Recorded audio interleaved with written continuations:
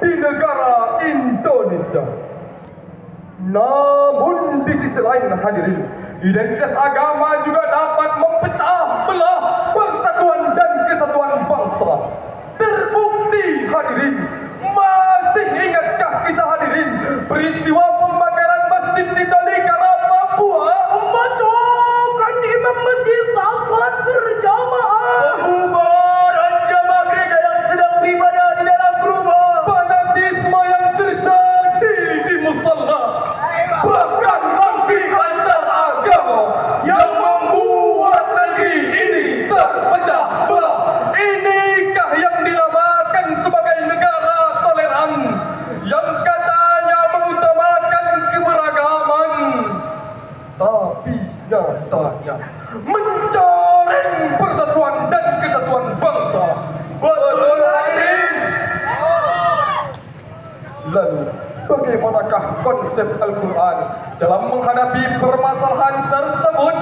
Maka pada momentum kali ini kami akan membawakan syarahan yang berjudul Menampilkan Islam Rahmatan lil Alamin sebagai landasan Al-Quran dalam surah Al-Anbiya ayat 106 sampai 107 yang akan dibacakan qori kami beserta sari tilawah berikut ini.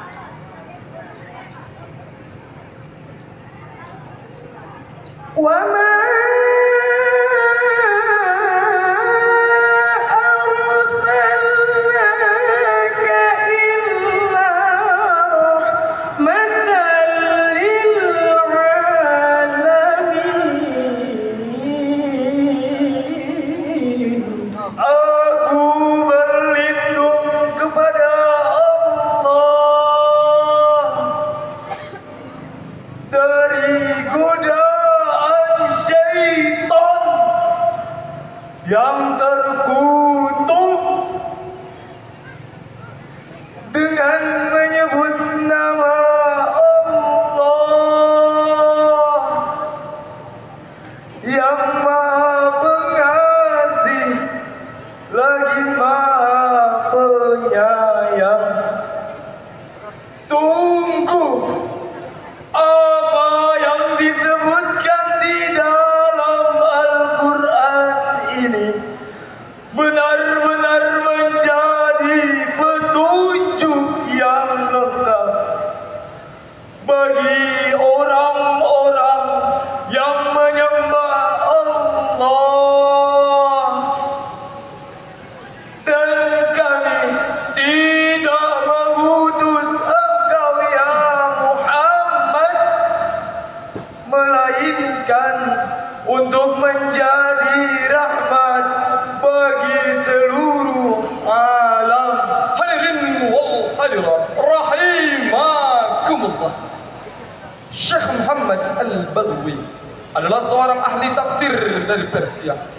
Dalam kitab tafsir Ibnu Katsir jilid 5 halaman 338 beliau menjelaskan yaghfarut ta'ala anna Allah wa ja'ala Muhammadan rahmatan lil alamin. Nabi Muhammad diutus oleh Allah bukan semata-mata untuk membinasakan orang-orang yang tidak beriman, melainkan menjadikan perdamaian dan menjadikan rahmat bagi seluruh umat.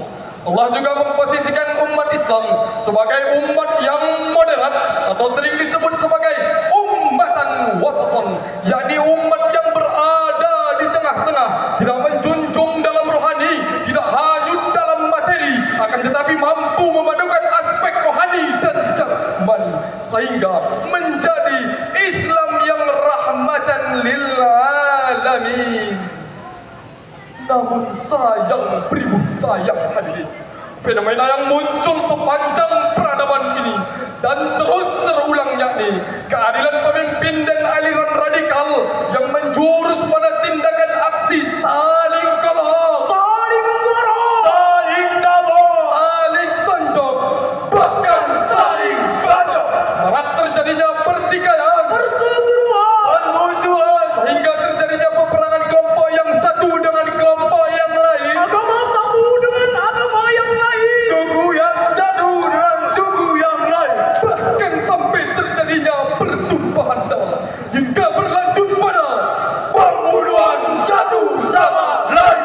Dan timbul pertanyaan hadirin, mengapa Islam yang penuh dengan nilai kenyamanan ini justru lekat dengan label teroris dan ekstremis? Jawabannya adalah karena sebagai umat muslim ada yang berlebih-lebihan dalam beragama, atau sering disebut sebagai ghulghul, yakni berlebih-lebihan dalam beragama. Hadirin wal hadirat rahimakumullah, Dewan Hakim yang arif dan bijaksana, para hadirin dan kawan-kawan yang kami banggakan. Dalam beragama, kita harus mampu mengubah wajah Islam yang sebelumnya sering disebut sebagai Islam yang fanatis, Islam yang teroris, dan yang ekstremis, menjadi Islam yang harmonis, serta menjadi Islam rahmatan lil alamin. Amin, amin, amin ya rabbal alamin. Sebagaimana tercermin indah dalam Al-Quran surah Al-An'am ayat 108 yang akan dibacakan kori kami beserta sari tilawah berikut ini. wala tasubbul ladzina yad'una min dunillahi wa yasubbullaha adwan bighairi ilm. كذلك زينا لكل أمة عملهم ثم إلى ربهم مرجعهم فينبئهم بما كانوا يعملون.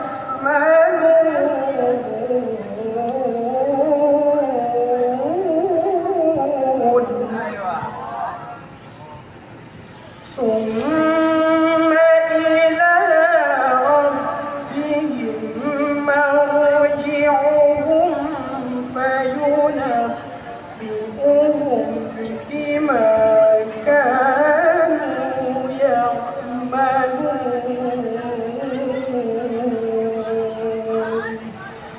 صدق الله العظيم. Janganlah kamu membagi sesembahan yang mereka sembah, karena mereka akan membagi Allah dengan melampaui batas tanpa dasar pengetahuan. Demikianlah kami jadikan setiap umat menganggap baik pekerjaan mereka, kemudian kepada Tuhanlah tempat kembali mereka. Lalu Dia akan memberitahukan kepada mereka